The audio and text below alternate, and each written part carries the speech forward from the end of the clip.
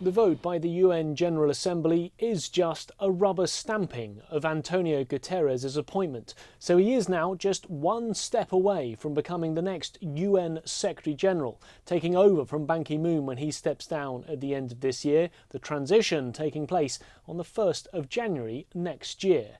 Now, Antonio Guterres, as the former Prime Minister of Portugal, is a seasoned politician. He's also well known within the United Nations. For 10 years, he headed up the UN Refugee Agency, and it's that position that it's thought helped him to get this new one. He knows the situation with refugees, and with the world facing the worst refugee crisis since the end of the Second World War, Antonio Guterres is immersed in the problems and knows how to try to help, especially dealing with those refugees leaving the Middle East and North Africa.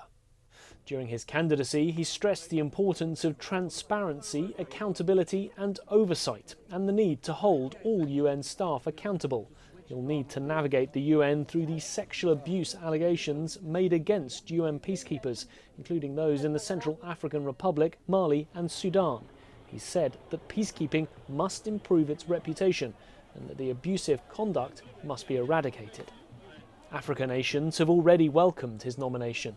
Egypt's mission told us they're welcoming the appointment of Mr. Guterres. They say his history and qualifications makes him distinguished among other candidates. His appreciation of the African continent has also been noted.